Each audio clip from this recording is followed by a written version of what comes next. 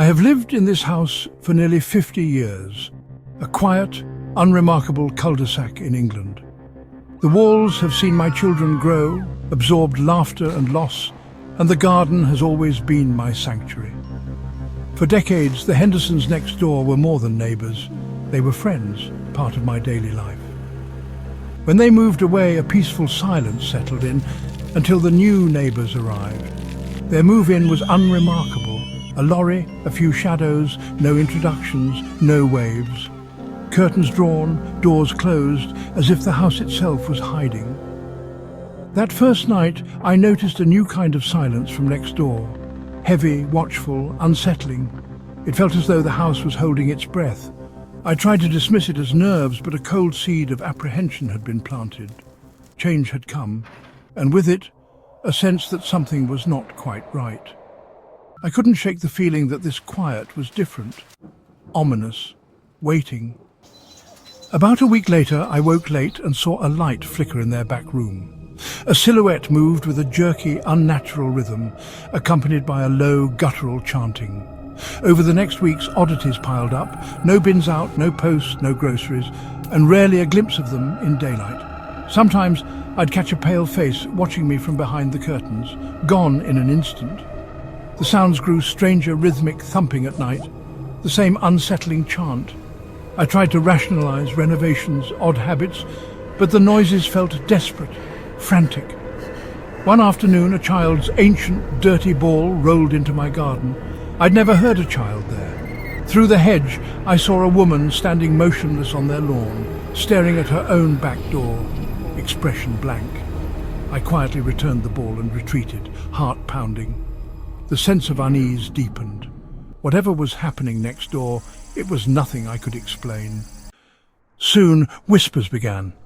Faint, venomous, just beyond understanding. They slithered through the walls, following me from room to room. Sometimes I'd hear them even in the kitchen, far from the shared wall. I questioned my sanity, but the dread was real.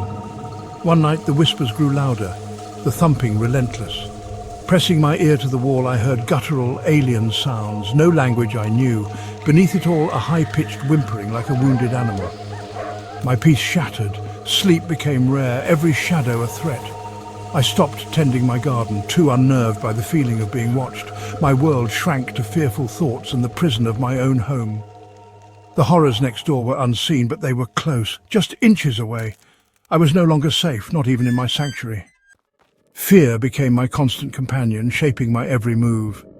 I avoided the neighbours, checked the peephole, and clutched my keys like a weapon. I considered calling the police, but what could I say? I had only fear and strange sounds. The breaking point came on a stormy October night. The thumping was violent, then a scream, raw, terrified, cut through the noise. It stopped abruptly, replaced by a silence more terrifying than any sound. I stood frozen, unable to act, replaying that scream in my mind. The next day, the silence from their house was absolute. A vacuum where chaos had been. I did not sleep, just sat in my chair staring at the wall, waiting for something, anything, to break the stillness. The terror lingered, a shadow that would not lift. Whatever happened that night, it left a scar I could not ignore.